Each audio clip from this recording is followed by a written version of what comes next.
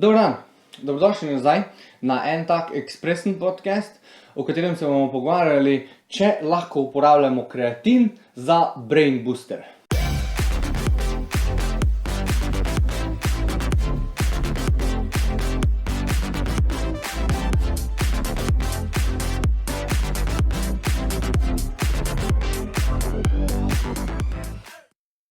Sicer tudi podcast ni bil danes planiran, zaradi tega, ker planiran je bil podcast, ko sem objavil že prejšnji teden, mislim, na storije o ashwagandhi. In sicer sem ga posnel, 40-minutni podcast, kjer pregledam literaturo, ko se meni zdi kvalitetna in kaže določene stvari glede ashwagandhe.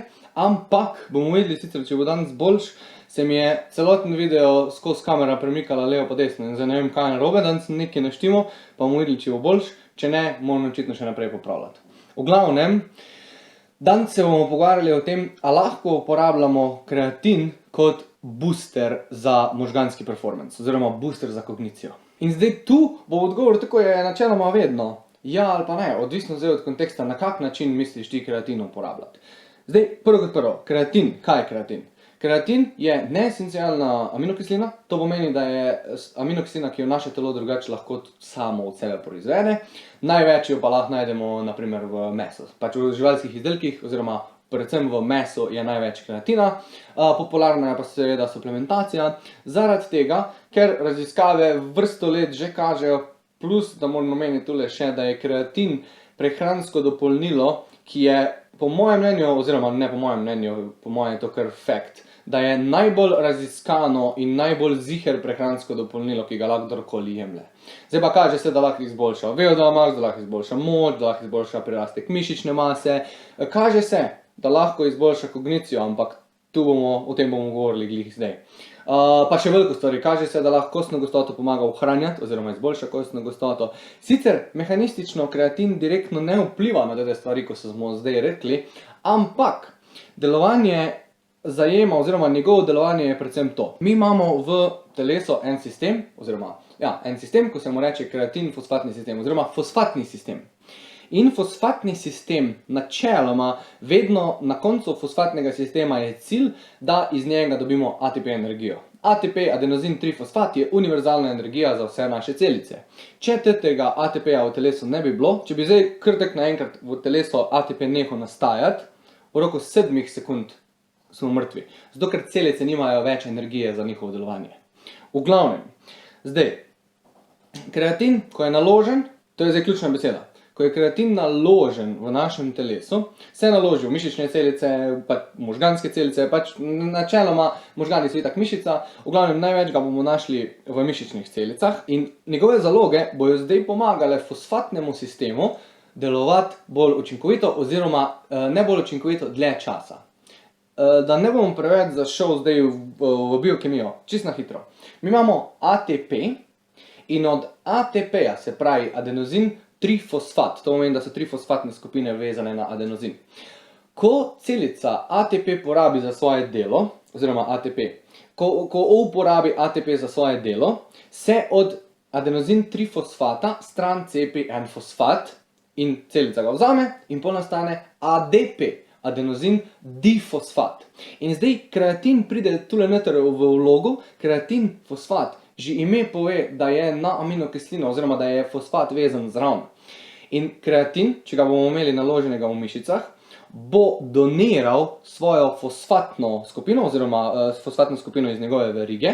In tista fosfatna skupina se bo lepla na ADP, ki je nastal, se pravi na adenozin difosfat, in bo spet postal adenozin trifosfat in pol bo lahko ponovno v ciklu uporabljen za energijo. In bo spet nastal adenozin difosfat, kreatin oziroma fosfat iz kreatina se bo lepo na adenozin trifosfat. In imamo tak cikl je. Se pravi, mi imamo ponavadi fosfatni sistem zagotovi energijo za približno tam, rečemo 3 do 4 sekunde maksimalnega naprezanja. Zdaj kaže se v literaturi, da kreatin lahko tudi energijo za maksimalne napore poveča tam neki do 7 sekund približno. Sicer v enih študijah malo več, v enih študijah malo manj, ampak kakor sem jaz približno vem, zdaj na pameti iz glave govorim, je približno 7 sekund lahko pol mi ohranjamo tisto maksimalno naprezanje, kar je pa predvsem pri nekih športih, ko gib traja, ne vem, 10-15 sekund, ali pa 10 sekund, ali pa še manj olimpijsko dvigovanje 5 sekund, je to zelo pomembno. V glavnem, zdaj pa, ko približno vemo, upam, da nisem ful preveč zakompliciral, ko približno vemo, zakaj imamo mi, na kak način kreatin v telesu deluje, zdaj se pa predstavimo na, ali lahko kreatin izboljša mojo kognicijo. Odgovor je ja, pa ne. Ne bo prišlo vedno upoštev, lahko kar takoj z ne odgovorimo, če bomo videli ali influencerja, ali nekega, kdorkoli pač to govori, tudi če je prehranski svetovalec ali pa nek trener ali pa karkoli. Če imamo na primer, jaz se grem zdaj učit in zdaj, ko se grem učit, bom pred učenjem spil kreatin, monohidrat oziroma kjerokoli obliko kreatina in bo meni akutno kreatin vplival na brain boost.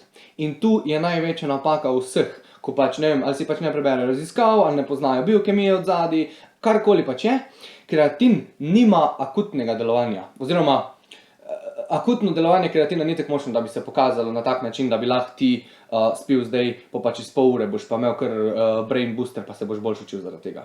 Ne, glih zaradi tega se kreatin, to verjetno večina oziroma vsi, ko poslušate podcast, veste, da kreatin je potrebno nalagati. Zdaj pa, nalaganje ne pomeni to, da moramo iti skozi loading fazo, nalaganje pomeni to, da moramo konstantno jemati kreatin za njegov učinek.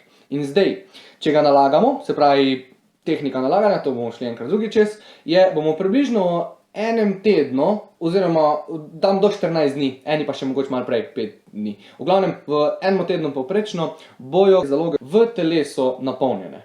Čez to pol kreatina ne moreš naložiti. Ampak, hkrati pa traja približno 30 dni, rečemo od 20 do 30 dni, da se te kreatinske zaloge izpraznijo iz telesa. Se pravi, če ti enkrat kreatina nehaš jemati, boš imel še približno 20 dni njegov učinek, pa začel počasi upadati testočine kreatina. Zato se tudi ponavadi glih cikel dela na en mesec jemlješ, en mesec ne, en mesec jemlješ, en mesec ne. Ampak to drugič, če ne zapadlo. V glavnem, kreatin bo imel vpliv na kognicijo, ko bo naložen v možganih oziroma pač v mišicah, v celotnem mišičju telesa, ampak predvsem pri ljudeh, ki imajo pomanjkanje kreatina. To se pa ponavadi zgodi pri starejših. Pri starejših, na primer, ima kreatin zelo pač dober benefit za kognicijo, plus predvsem tudi vegetarijanci, ampak predvsem vegani. Tudi če imajo res lepo oblikovan prehranski plan, oziroma na kak način pa navade, kako se prehranjujejo. Velikokrat opažam, da če pride kak vegan, predvsem ženska populacija, ima probleme, da kognicija ni čisto tam, ko bi mogla biti, zaradi tega, ker pol ko dodajamo stvari, različne stvari, ampak v tem primeru kreatin, se dejansko kognicija lahko izboljša.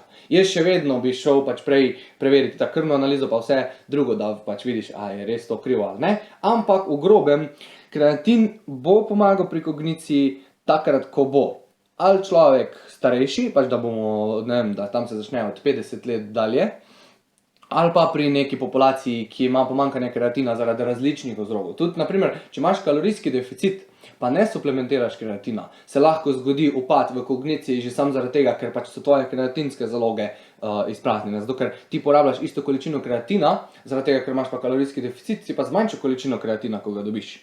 V glavnem, hotel sem samo povedati, da akutno kreatin, če ga boš spil 10 minut prej, da se greš učit, ne bo imel vpliva na kognicijo in ga je brez veze pit. Če ga boš pa ti, če bo pa kreatin naložen v tvojem telesu, boš pa po mojem mnenju imel boljšo kognicijo, ko pa bi imel, če kreatin v tvojem telesu ni naložen. Zdaj pa, to, da je pa naložen, pa lahko pomeni, ali da ga v prehrani dovolj zaužiješ, ali pa da ga suplementiraš. To je pa zdaj čisto na tebi. Jaz v vsakem primeru priporočam minimalno 3 grame dnevno, če ga suplementiraš, ampak se osebno bolj gibam med 5 in 10 grami. Sicer moram reči, študije kažejo načeloma, da je tam med 3 in 5 grami več kot dost. Ampak moje mnenje je, da bo odvisno tudi od mišične mase. To se tudi v nekih študijah kaže, ampak nimamo zdaj še teh študij, da bi lahko rekel, da ni res to. V glavnem, v študijah se kaže, da načeloma več mišične mase, ko imajo posamezniki, večja količina kreatina, ko jo suplementirajo, ima pozitivni efekt. Ampak spet, ne zdaj do 40-50 gramov kreatina, jaz osebno suplementiram med 10 do 15 gramov v težkem pripravljalnem obdobju oziroma v zadnjih ciklih pripravljalnega obdobja, ko se pač poraba vsega poveča in dam za vsak slučaj še toliko več kreatina. Ampak jaz osebno ga jem 10 gramov na dan, jem ga 5 gramov zjutraj, oziroma pijem ga 5 gramov zjutraj, pa 5 gramov po treningu. To je to. Hotel sem, da je ekspresen podcast, načeloma mislim, da zdaj vsaj že 10 minut tule govorim, ampak upam, da ste videli, o čem sem hotel pogovoriti. To je to. Hvala za ogled, se vidimo v naslednjem videu, pa če ti je bil video všeč, lajki, šeri, deli, to je isto, lajki, šeri, komentari, pa če ti kaj ni bilo všeč, oziroma če se s čim ne strinjaš, oziroma če imaš še kakšno vprašanje, napiš zasebno, napiš komentar, da vidim, kaj izboljšati, oziroma kaj sem narobe povedal. Mislim pa edino, da sem na začetku govoril, da zaužijemo kreatin fosfat, ne zaužijemo načeloma kreatin fosfata, zaužijemo kreatin monohidrat, ki se bolj v telesu naloži kot kreatin fosfat. Ampak sam to, da... Ok, glavnem, to je to. Hvala lepa za ogled, pa se vidimo v naslednjem videu. Ajde.